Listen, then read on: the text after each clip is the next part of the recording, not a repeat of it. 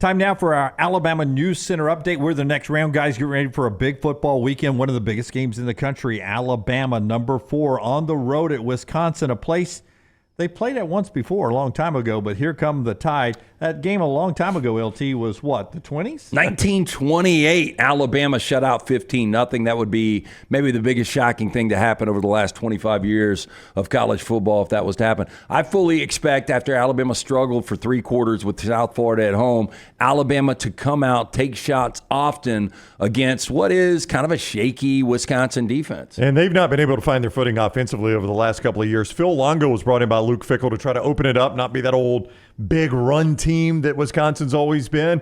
They're 9th in the Big Ten in rushing, but they're in the bottom third of the Big Ten in passing. It has just not clicked for Tyler Van Dyke. This is a struggling offense Alabama's facing. Auburn coming off the loss with New Mexico should be an easy win for the Tigers, but quarterback has been part of the conversation all week long down on the Plains. Well, people are questioning Peyton Thorne after the really terrible game against Cal in the loss to the Bears this past weekend, and now people are saying QB2. And this is what happens when your quarterback struggles. We heard Hugh Freeze on record saying, look, it's going to be a short leash. Whoever plays should succeed here, though. This is a team that through 2 games has given up 48 points per game, New Mexico is.